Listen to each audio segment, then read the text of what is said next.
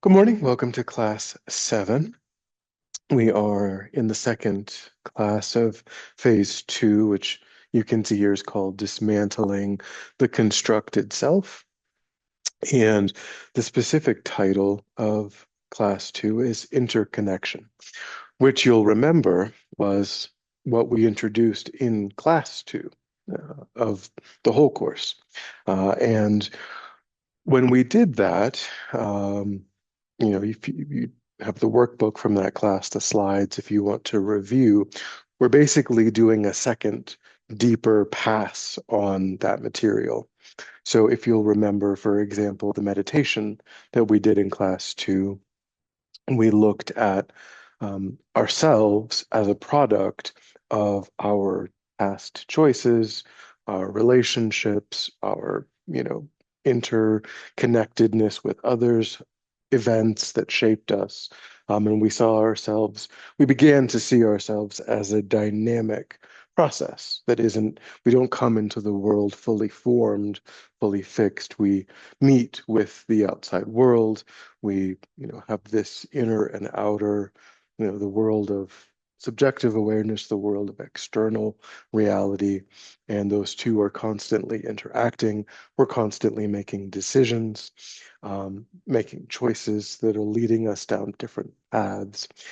And that was how we looked at this idea of interconnection in the second class. And you'll remember also the slide of the sunflower, right, where we had the different parts that were labeled. And, if you deconstruct the sunflower, you have the petals over here and the stem over here. It's all there, but is it a sunflower until it all comes together as one unit, one kind of idea that you can hold and label as a sunflower? So we applied also an understanding that our language shapes how we understand phenomena, how we understand, all all objects. And we're going to go more deeply into these ideas in class 7 because you saw, you know, all of phase 2 is called dismantling the constructed self. So we're going to look at the idea of being constructed in a deeper way in this class. And the purpose of the first pass on this topic and the second pass on this topic is to try to move from just the theory, the intellectual understanding that we introduced, the idea, for example, that the sunflower depends upon not only those parts, right, the flower, the petals and the stem and the roots and all of that, but it also depends upon having access to the right kind of temperature, soil conditions, water, and so on. Um, that it exists dependently on causes and conditions, and that that we label, right? We talked about this idea of mental labeling, and as it says here, the boundaries the mind draws around objects and selves are acts of construction, not features of reality. And that was the central premise. Um, but we're trying to now begin, and as I mentioned, I think in that second class, within Buddhism, particularly, this these ideas are developed to incredibly refined points, and people spend their lives trying to wrap their head around it. So the idea that we're going to, in this class, move directly from intellectual understanding to felt recognition, is a overly bold claim, but we're going to see how you start to move in that direction, how you um, can go, you can approach this topic in a different way with a different meditative framework to begin to inhabit with repetition, with additional study, begin to inhabit this understanding as a kind of baseline state. Okay, so In the last class, we talked about motivation, right? The different layers of motivation, and how the deepest layer of that is connection and purpose. And in this session 7, we're going to understand that we've been, building toward the idea between all of the different layers of the outside in and the inside out models, right? In the very first class and in a couple of the first classes, we criticized the outside in model due to its instability, its unreliability, and so on. But now, as we go more deeply into the class, we're seeing, and we did this, also last time in terms of motivation, we critiqued it, we critiqued the outside in model, not just from the perspective of impermanence and unsatisfied, but as not actually meeting our deepest needs, this reorganization of external conditions. And so it is um, the inside out model, which is what we're trying to replace the outside in model with, is actually also, we're going to see from this class, also aligned with this idea of interconnection, how we truly exist, how the self genuinely can be understood, um, that we can see them as being, as it says, two expressions of the same underlying reality. The reason that we use the inside out model, ideally, instead of the outside in model, isn't only because of the previous critiques, but also because it accords with the true nature of the self.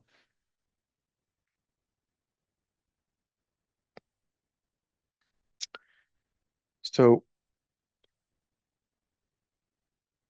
right, so I mentioned the idea of the sunflower depending upon sun, soil, rain, and time for growth. And if we extend this in a different direction, we can look at, and this is similar, to looking at the parts. But when we looked at the parts, though, of a sunflower, though, um, all of those parts were still formed, right? You had the sunflower and you sort of deconstructed it, but the petals of the sunflower could be understood as being part of the sunflower and so on. However, here what we're going to do is talk about a deeper layer of how dependent arising comes into existence. So a wooden table, of course, tables could be made of other things, but if you look at a wooden table over here and you look at wood over here, they're the same material. However, the wood is arranged and in a certain way. It's given a function, it's given a purpose, that we socially understand, and then we name it something that is meant to evoke that understanding. If you, of course, you could sleep if the table is long enough. You could sleep on it if you wanted to. Um, you could play ping pong on it. You could play checkers on it. But when someone says, go set the table, they don't take the dishes and everything into the bedroom and put it on the bed. And when someone says, I'm going to go to sleep, you don't expect that they're going to go into the kitchen and lay down on the dining room table, right? We understand socially that we give functions to things. The tables are for putting things on, holding things that you use, and beds are used for sleeping. And that's just social convention, right? We arrange things in a particular way, we assign it a function, and then we give it a name that's meant to help us understand what the main function is, even though it could serve other functions. You could use a chair as a coat rack. But when someone says, go put your coat away, you're probably going to look for the closet, the coat rack, and not, a chair to put it on, even though it could serve that function. If someone says, go sit down, and there's a bunch of chairs, you're probably going to sit in the chair because you understand, that this thing that has this label also is performing a specific function. And without all of those things coming together, arranging it in a certain way, assigning it a function, naming it in a way that kind of tells people what that function is, then there is no table, there is no chair, there is no computer, there is no, cell phone or cup, apart from its arrangement, its function, and the active mental labeling or the naming, all of these coming together. So that is a deeper level of understanding. You can understand a sunflower as being a product of soil and so on without really thinking about that deeper level of the sunflower not really being any different than the seed. And, it's just a different, that's arrangement, right? When the sunflower was a seed, it had a specific arrangement, and then it met with all of these other causes and conditions. It changed. And then when it dies, we wouldn't say, oh, that's a sunflower. We would say that's trash or a dead sunflower. We would understand this is a living sunflower. This is a dead sunflower. We would respond to them differently. We would understand it differently. And so we can understand this as, as it applies to ourselves. And when we think of any of the labels, the names that we assign ourselves, male, female, mother, father, husband, wife, son, daughter, parent, any of these, or American, or Brazilian, or Caucasian, or Hispanic, or any of these labels that we assign, um, it is something that um, people have agreed upon, right? Brazil doesn't really exist, right? It's just lines drawn on a map. There's no difference between Brazil and whatever the other Peru and whatever's next to Brazil. I don't know, but it's just made up, right?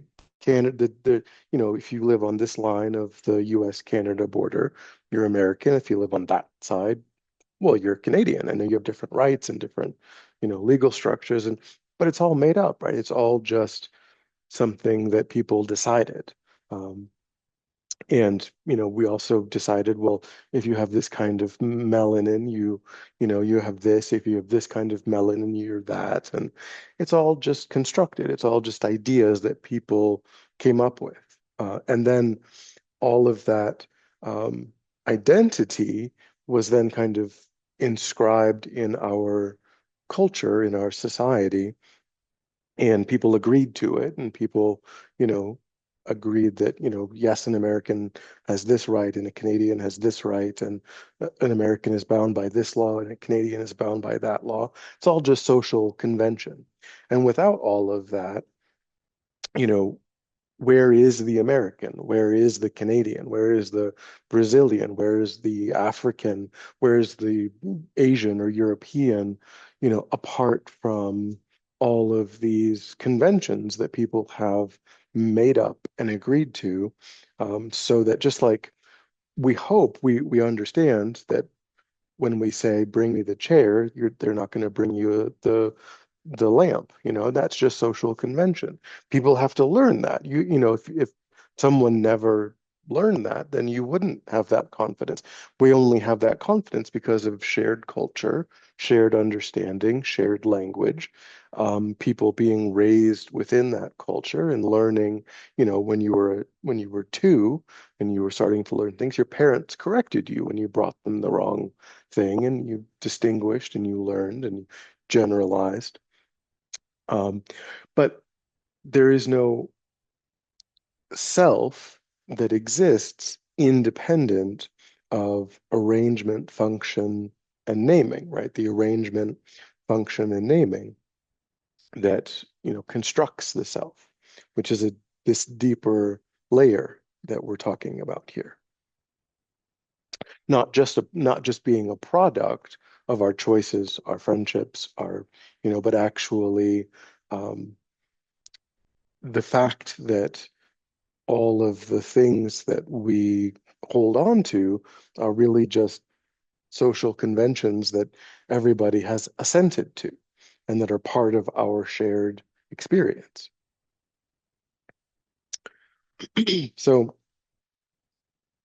and again, we can take this more deeply in terms of the parts of our personality as well, um, and how people come to inhabit or come to, when people are labeled as, smart or difficult or, and then they start to act in accordance with that. Um, and so, and then we just begin to think, oh, I am this way. I've always been this way. People have always told me this about myself. And so, you know, they um, they begin to just be who we assent to be over time.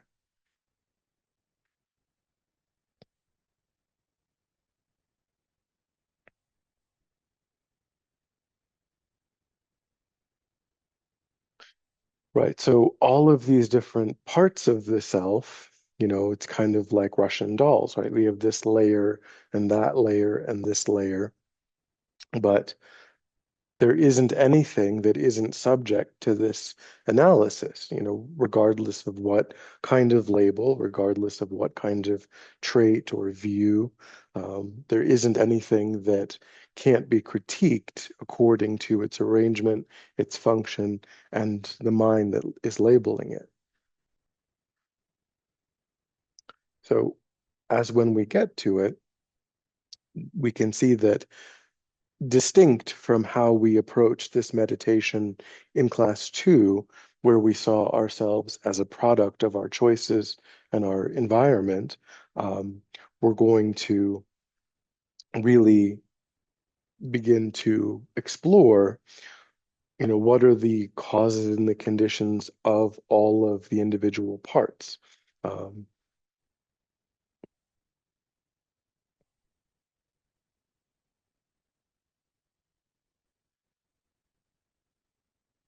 and so the goal of that is to understand ourselves as an unfolding relational process. Um, and so, of course, that refers to the way that other people treat us, over time, and um, the way that we are choosing also to be in connection or relation with other people. And so one thing we can think about if we try to blend some neuroscience, into the class, we can think about the fact that um, we are also participating in being in relation with others through resonance. Even our own brains are hardwired to um, mirror the inner states of people around us. We know that, when people are sad, when people are happy, we begin to share in that experience. We sit next to them and we sort of absorb that energy. We relate to that. We also, we become more sober, we become more excited, depending on the environment that we're in. Um,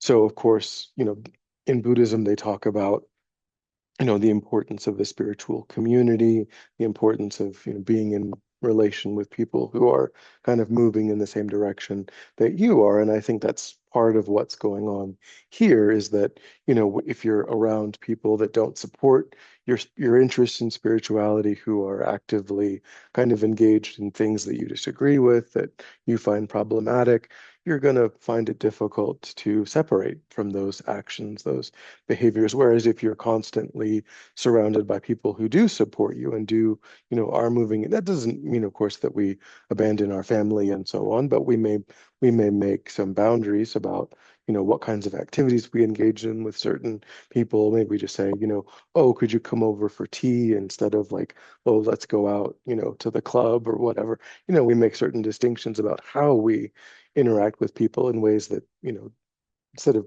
certainly we don't kick people to the curb, but we make certain decisions about how we interact with them. Um, and that, we are continually unfolding in relation to others, the people around us.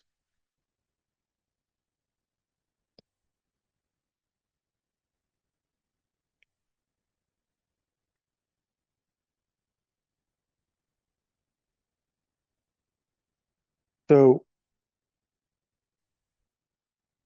what we can understand from this interconnection is we've talked about compassion, being one of the roots that lead to genuine purpose, genuine happiness. And from this perspective, from this lens, um, we can see that it is simply a way of understanding interdependence and interconnection that is in line with what's true. If it is true that I am not this fixed, isolated thing over here in my own world, and it is true that this other person isn't this fixed, separate, isolated thing over here in their own world, but rather we are two unfolding sentient beings that are, I'm kind of mirroring them, they're kind of mirroring me, and we're creating an experience together, then genuine compassion for others, um, is a reflection of wisdom. It isn't like something that we have to force ourselves to do. It arises naturally when we understand the nature of self, the nature of other, um, and that, we are responsible in a way for how we interact with others, because they're going to also mirror us, and if we are acting in disturbing ways, we're going to disturb those around us. And when other people are, suffering and we ignore that or we don't respond to that or we're not interested in that, then that isn't me over here and them over there. That's, me not being in a positive relation to them and actually affecting them in a negative way by, choosing to distance myself from their unfolding process and just kind of wanting to be isolated, which isn't true. That is living from this false idea that I can actually be isolated, that I can actually like, oh, they're over here, I'm over here, and I can just let them be. That isn't how it can work. Like our decision to withdraw is also going to have an impact on them, going to have an impact on those around us. So reaching out, engaging with others, is a reflection, becomes a reflection of how we actually are interconnected, interrelated.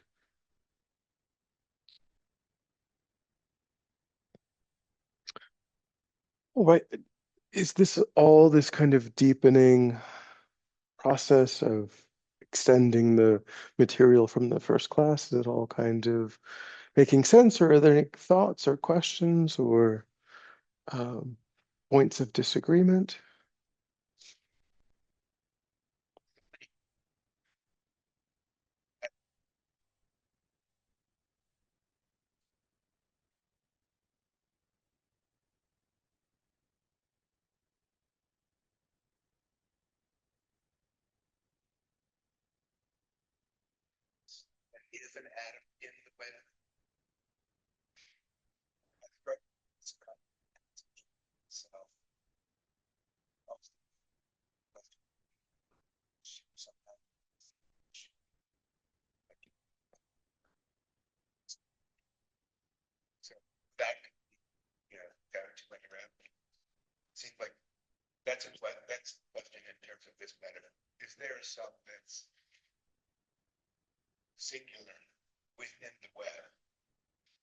So the question from Nagomba is, can we understand any kind of self that has a uniqueness or, an sense of individuality?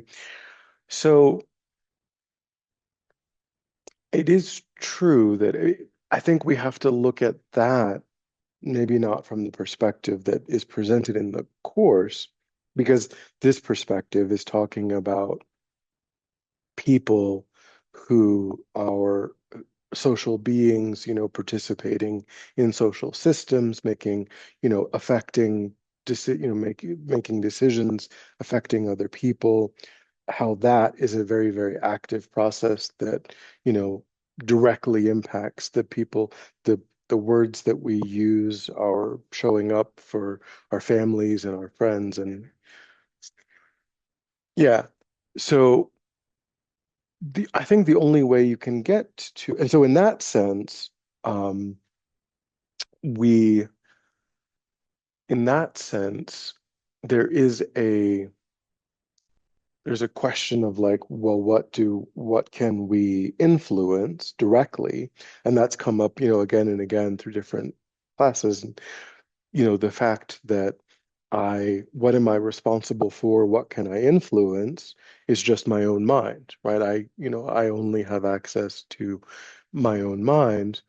Um, and that, so I do have a unique inner subjective awareness, right? My thoughts, my perceptions, they are unique, and Buddhism would trace that over the course of lifetimes. And, so for example, the implication of that is that, um, from the Buddhist perspective, that this particular lifetime is not the only lifetime, that there was one before this, that there's one after this, but that there's a continuity of mental events that connect all of those lifetimes.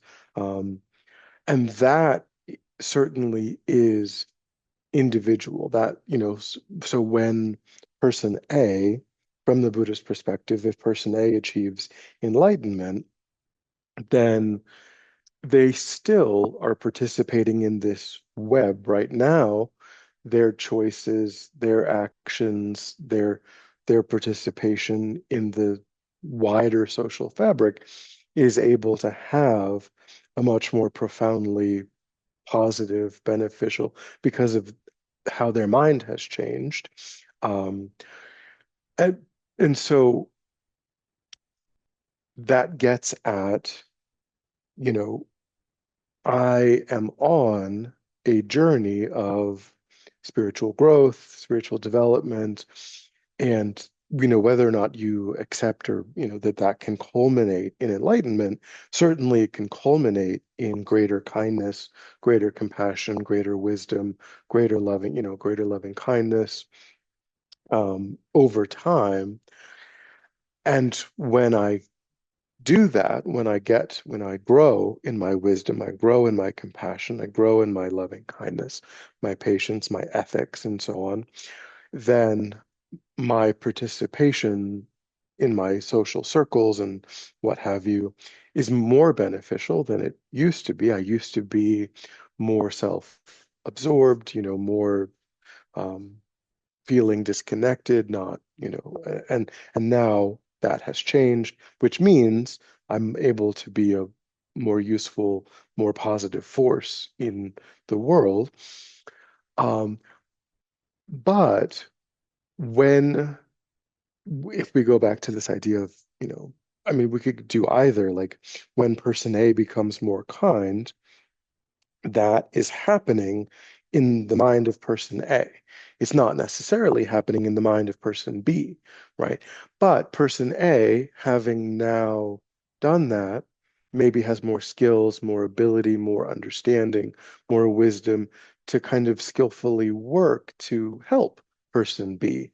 If person B is open to it, maybe they're not open to it, maybe, but person C is open to it and they can, okay, I'll work with this person's a little bit closer. Uh, so the thread of a mind is individual. The thread of a mind belongs to, just that continuity. And so when person A achieves enlightenment, for example, person B may not have, doesn't mean person B now is enlightened, but person A can really, really be incredibly useful to person B having achieved that. Uh, so I think in a way we can think about it in terms of what is my responsibility, which is what do I have access to? I have access to some degree to my choices, my thoughts, my decisions, my, how I interact, my own, the continuity of my own mind. And that is that, from the Buddhist perspective, we only have one lifetime at a time. So there is this continuity of bodies of lifetimes that are connected by the thread of the single consciousness. So in a way, too, like in my next life, that body will inherit whatever I've been able to cultivate in this mind, which is another level of this idea of responsibility, too, right? You could also think, well, I have a responsibility to my next incarnation to deepen my love, my compassion, my generosity, because it's the same thread of mind, but it's going to be different forms, and they will exist in different ways. Um, so, in that, now, can we go any deeper than that, and find something other than the sum total of all of those?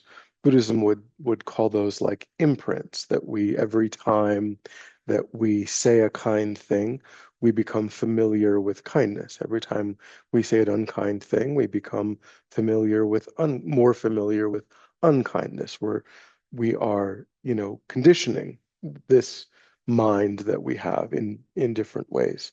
We're deepening certain habits, certain tendencies. Can we find anything in compassion or in, you know, hatred? I would, that is individual, because again, if we looked at, the previous slide, it talked about habits, it talked about traits, and how those are not truly findable, not truly.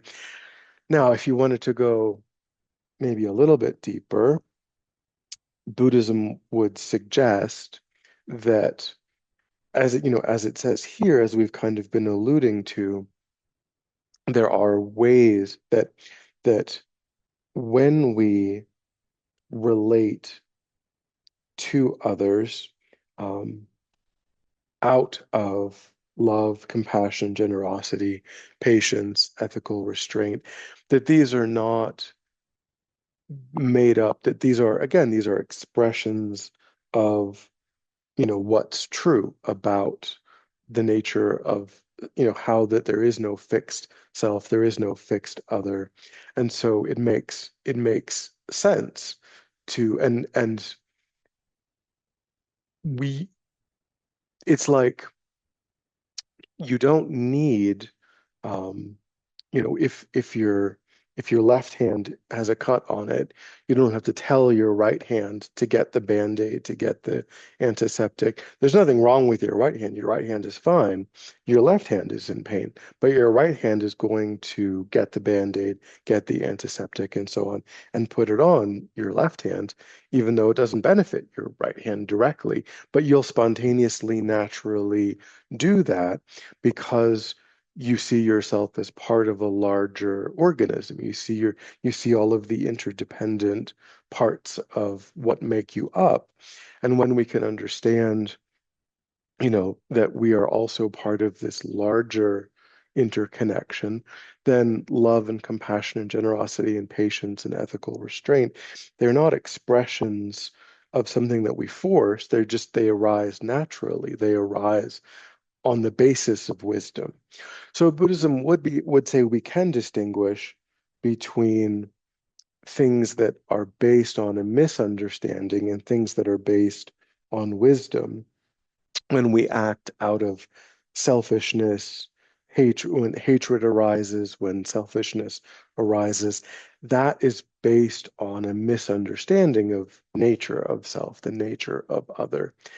And so, in that sense, we can say, well, some things are closer to being representations of how things really are, and other things depend upon being mistaken about how things are in order to support them, in order to give rise to them. Um, but still, you still can't find anything that isn't subject to the critique of coming together on the basis of causes and conditions, parts, and an active mental imputation, an active mental labeling. So it isn't to say that things don't exist, but the question is, how do they exist? Um, so even enlightenment, is the coming together of causes and conditions, parts, and an active mental labeling. Um, and as is kindness, as is generosity, as is patience, as is selfishness, as is hatred. So you can't find anything that isn't subject to that critique. um, but it actually doesn't say anything about whether or not things exist. It helps you to understand how do they exist. They exist as a dependent arising, not something that exists isolated out there, you know, existing under its own power, its own essence, its own steam, its own nature. Uh, So I would say that there is a uniqueness to my thread of mental events, my subjective awareness, and there is a uniqueness to your thread of mental events, mental subjective awareness, but really only on what in Buddhism they would call the conventional level, right? This idea that I'm making different choices, I'm having different experiences, you're making different choices, you're having different experiences. But all of the experiences and decisions that I'm having and all of the ones that you're having that give rise to, oh, I'm this kind of person, I'm that kind of person, those are all equally subject to the same critique of how do they exist.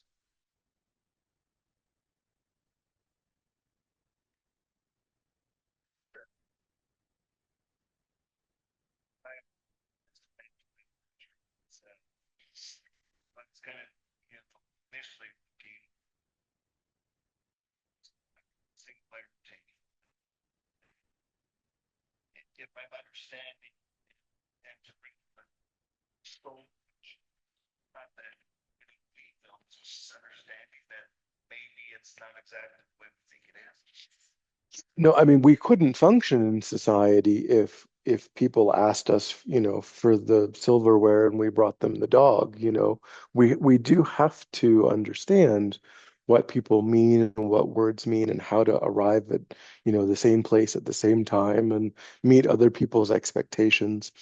Um, but yeah, it's about understanding that, yeah, that has a lot of utility for getting people together, getting people organized, moving, being able to form companies and do things and be productive and understand how to make things and make tools and accomplish things. But it is just understanding that all of that is something that we are actively participating in the construction of, and we've inherited a millennial long process of other people also doing that before we got here.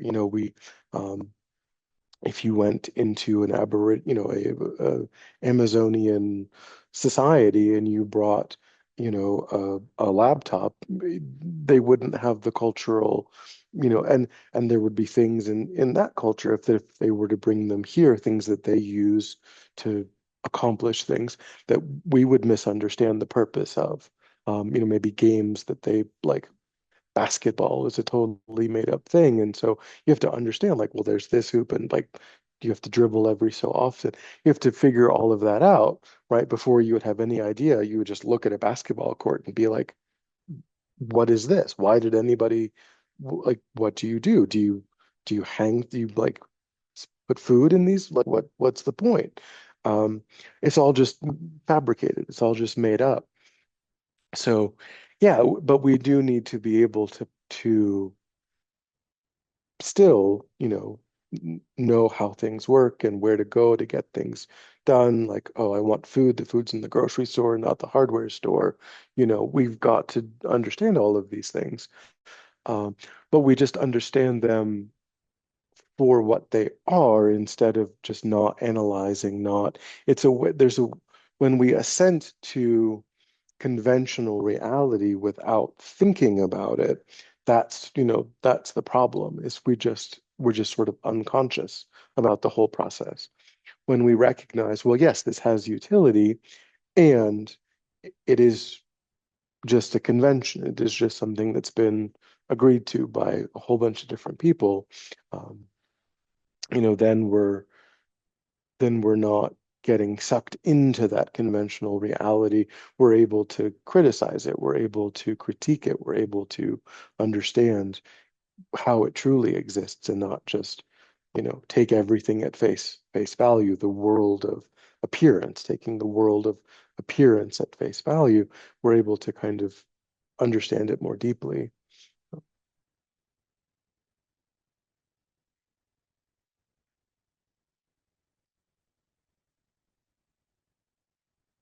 All right, so we'll move into the meditation. Did you have a question before we? Mhm.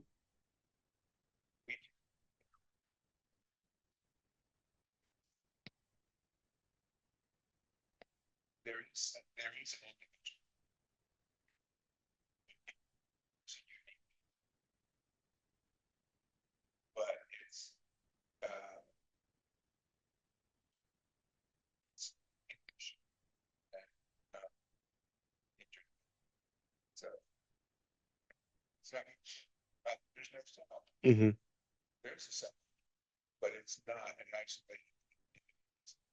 Mhm.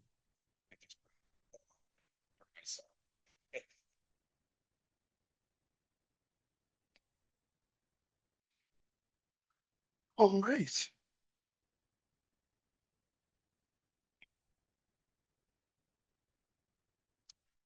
Right. So just sit comfortably.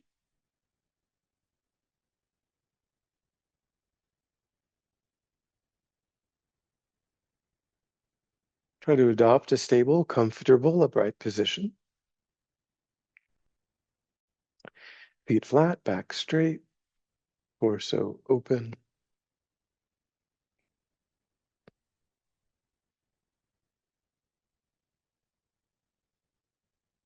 Begin to move your mind inward.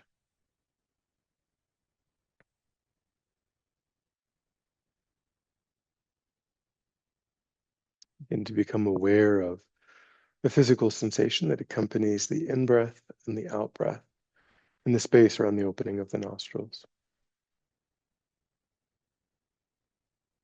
And just give yourself the instruction to notice quickly when anything other than that one physical sensation is arising in the mind.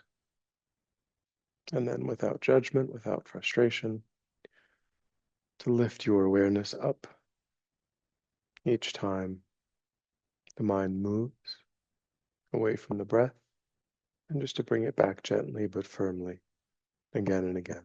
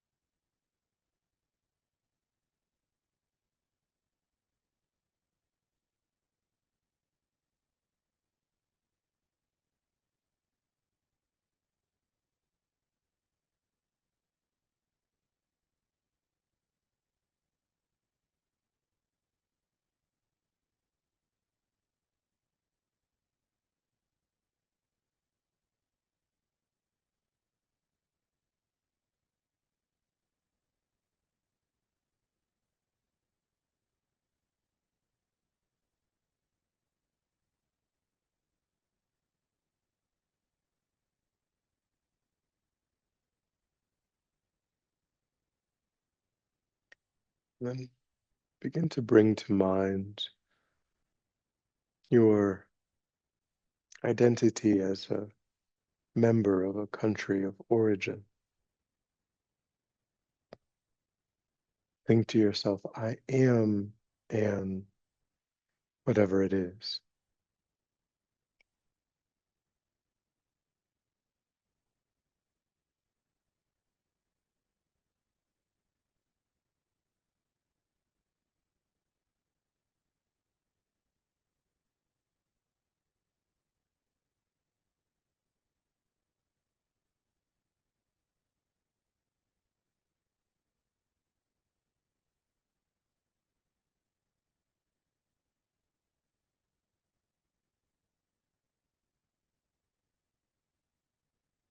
And begin to look at what makes that identity possible.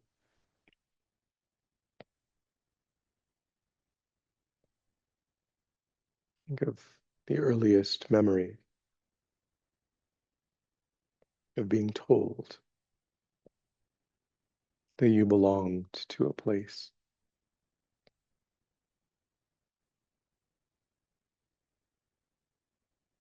learning its local language,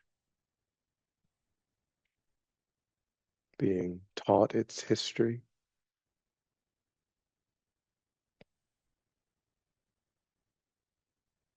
celebrating its holidays.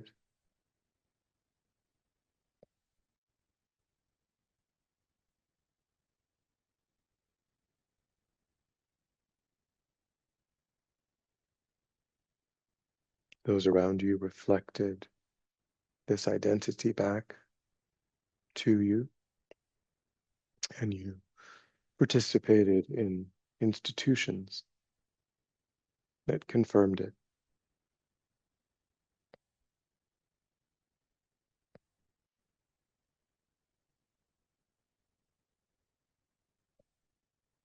I think if I removed all of those influences,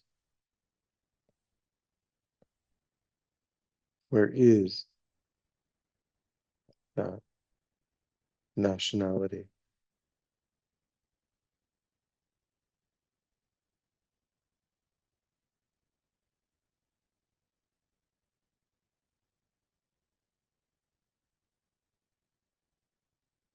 The idea of the nationality itself as a fixed property.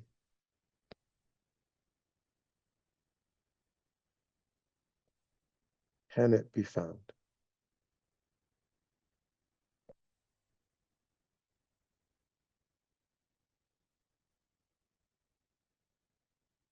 Just examine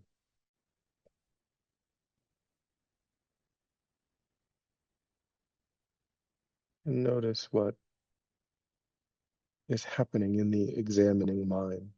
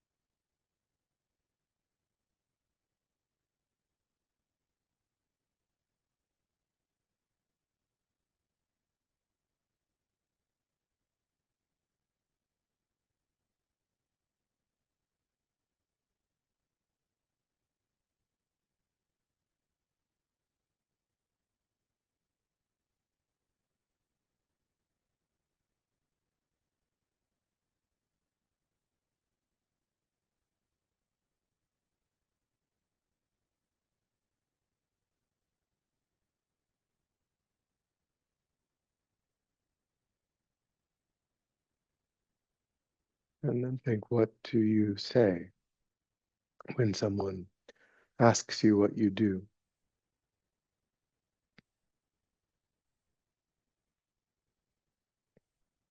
How do you define your primary role?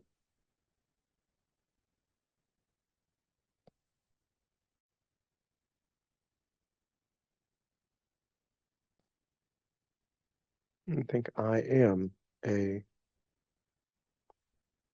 whatever that answer tends to be most often.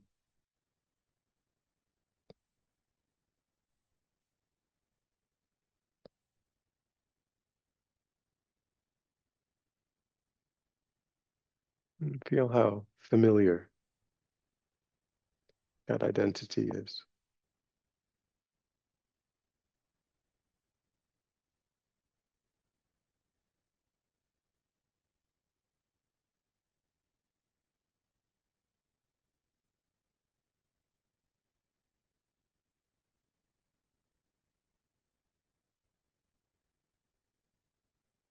And then ask yourself the same question. If I remove whatever training, whatever certifications, social recognition, years of engagement,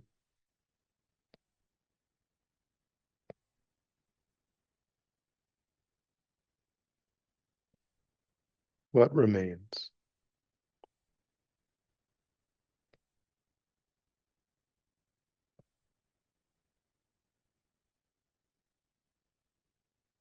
Does that role as a fixed, independently existing property,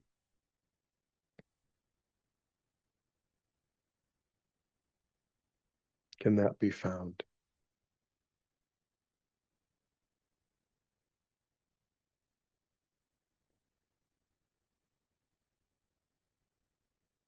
And again, just notice the quality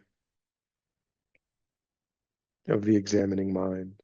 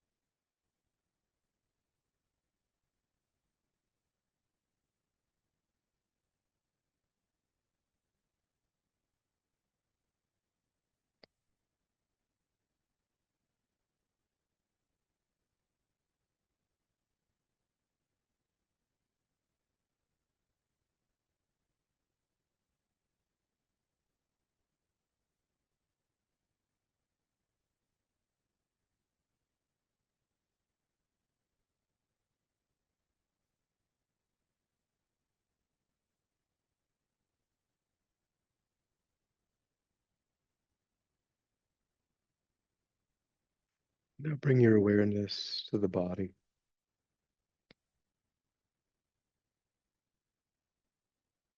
Try to sense your physical form in the way you normally do.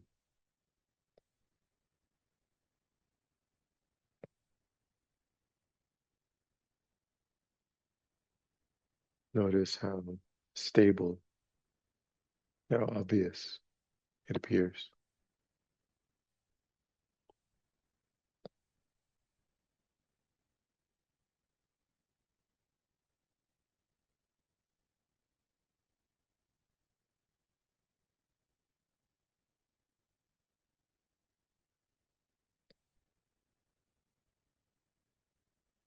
And then recognize that there's nothing of this body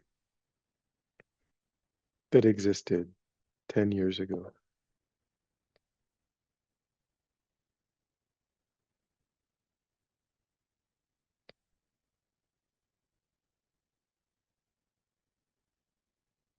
Each day food and water is brought in, expelled.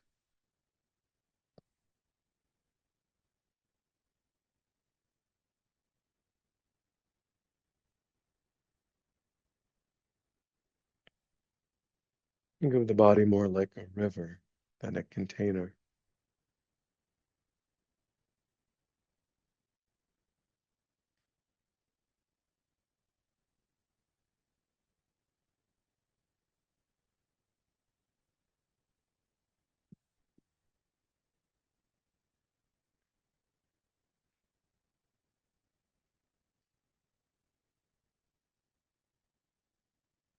I think the origin of this body is my mother and father,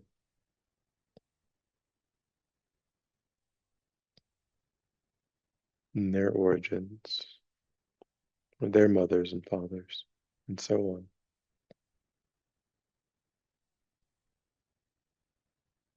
Back and back.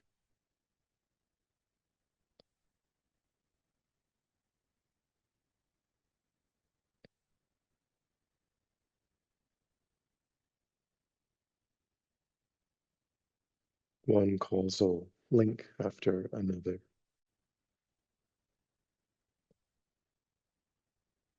Something we can trace even back to the beginning of the universe.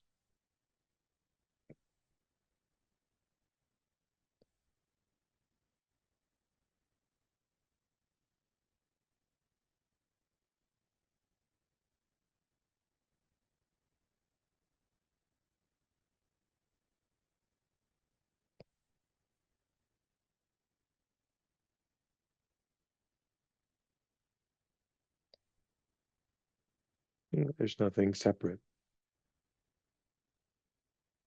from this body to this world.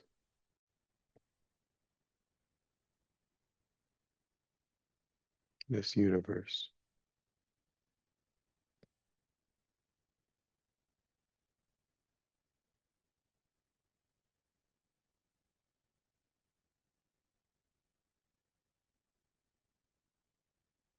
So I can ask the question again. Can the body be found apart from its conditions, its origins, the continuous momentary exchange of air, water, food?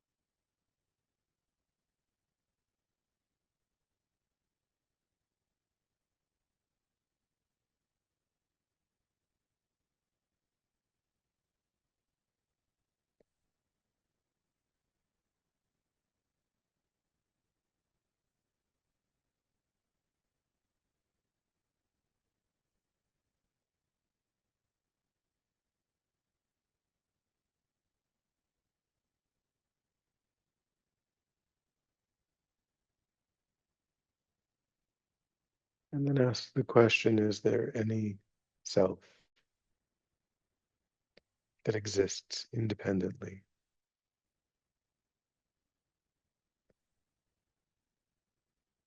having no connection to causes and conditions, mental imputation,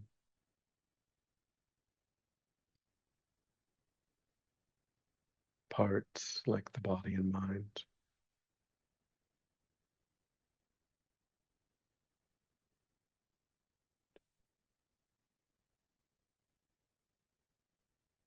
Just look for an answer to that question.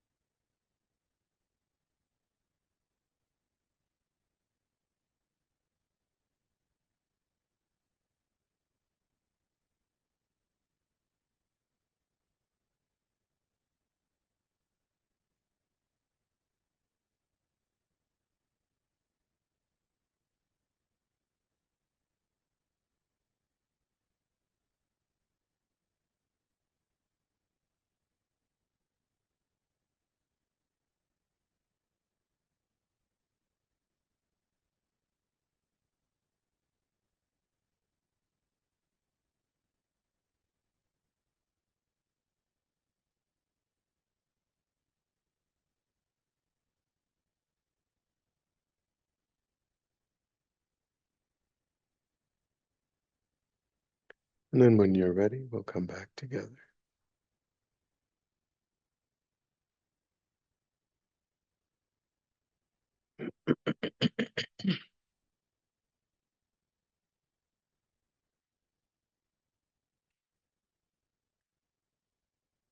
All right. Any thoughts or questions that arose on the basis of the contemplation?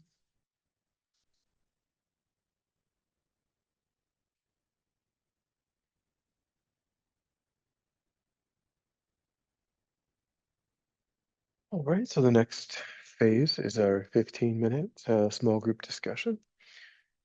These are the questions.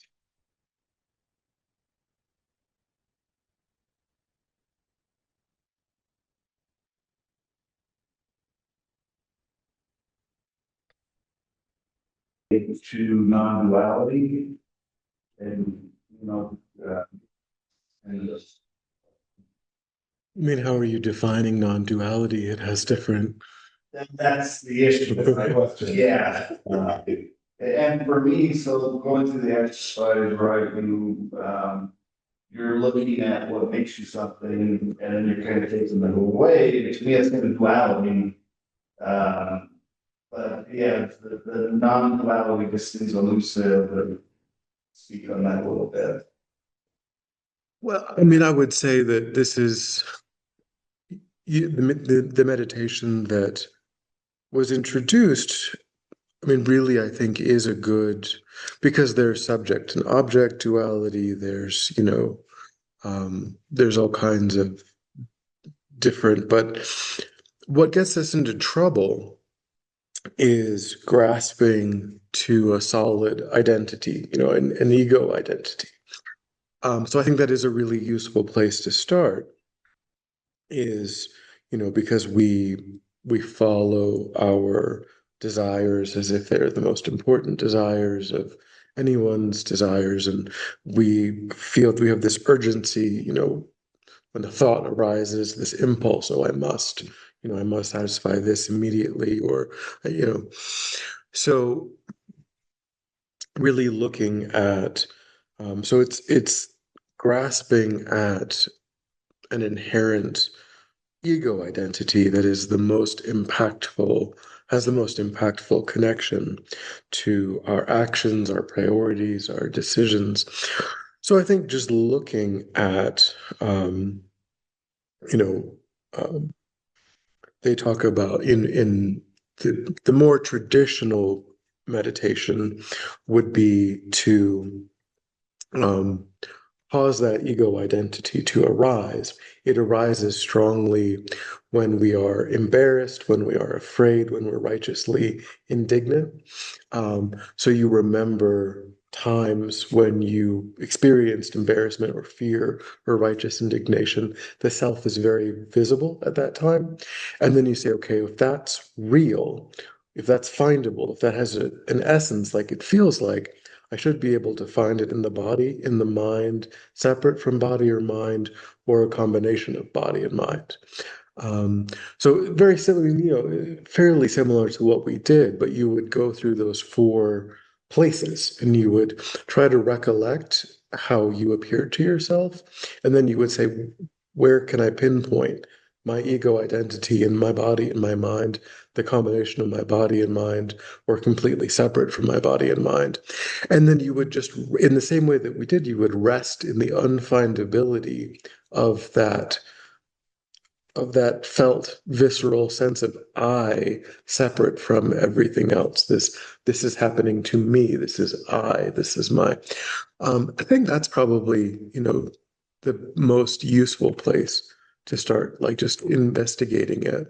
Um, because I think that leads to subject and object and all kinds of other layers to it. But that's usually what the recommendation would be.